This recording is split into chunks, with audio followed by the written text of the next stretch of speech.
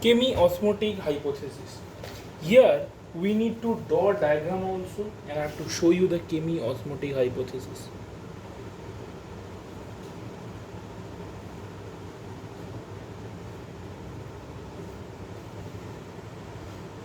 So see this, I am drawing the diagram of the for chemi-osmotic hypothesis. Here I am having pH2. Here I am having what I am having, I will write it later. So see, acha, let me draw a big diagram for your better understanding.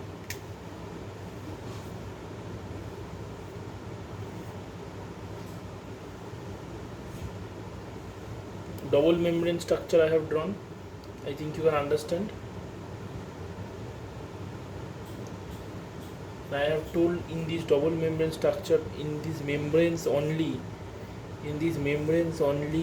the PS2, the PS1, the cytochrome BF complex, these are nothing but, this is PS2, this is cytochrome BF complex, and here is the PS1.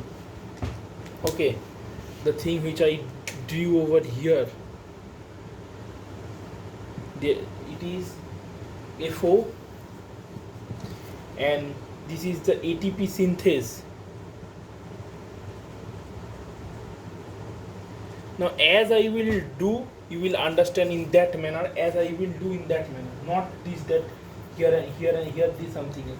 So we have H2O, and by splitting of water, here O2 is going out, here H plus, it is accumulating to H plus, it is getting accumulated. Again light is there, light falling on photosystem 2. In photosystem 2, it is giving it to plastoquinone, and the plastoquinone is forming ATP, but that electron which is here, it is getting passed to cytochrome BF complex, which is again passed to PS1. PS1, on taking this electron, it is doing what? It is for NADP plus was there, plus H plus, it is forming NADPH2, and here this electron it is taking, and this H plus, like this, H plus, H plus, H plus, H plus, H plus is getting accumulated in the stroma. So this is the thylakoid membrane, I am marking it.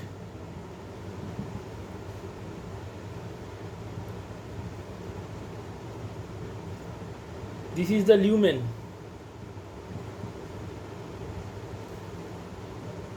Okay, now what ATP, and this side is the stroma.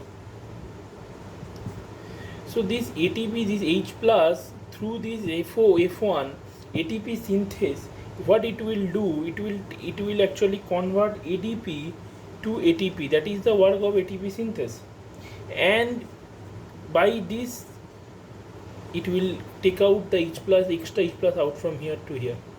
So for maintaining the osmotic balance of H plus concentration is increasing because of this one factor, another is this factor. So accumulation of H plus is due to photolysis and plastoquinone and cytochrome BF complex transport, and use of H plus by stroma. Here this also one is the reason. So this is chemi-osmotic hypothesis, such a easy thing which people usually they are having a fear of this part. Nothing, it is only transport of H plus. I am writing it down. Accumulation, it is due to number 1 photolysis, number 2 plastoquinone cytochrome BF transport, electron transport, and number 3 Is it focused? Yes, it is more focused right now. Number 3, use of stroma H plus ion by NADP plus.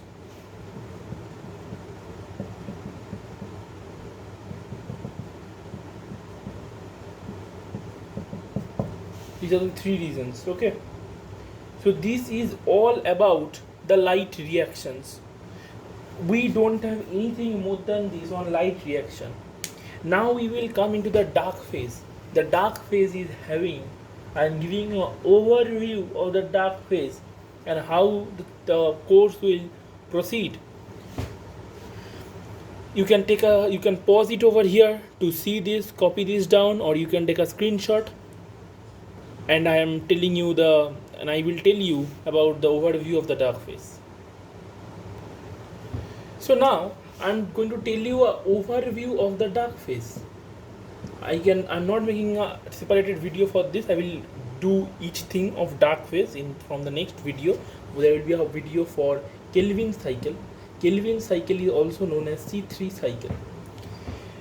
Another video, which will be the next video after this, after the Kelvin cycle, will be for C4 cycle. In the C4 cycle, it is lots about Kranz's anatomy, the bundle sheath cell. We will also see this, and then the video will be about photorespiration. In this photorespiration, we will see how it is going on in mitochondria, how it is going on in peroxime. So all these things which we will discuss, I am not mentioning it right now. And there are absorption spectra, and this will be a long video, the absorption spectra and factors controlling photosynthesis.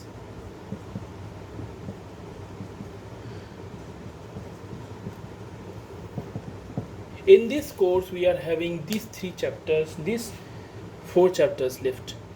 Then I am going to start a live video on live class on question answers, and let me write it MCQ.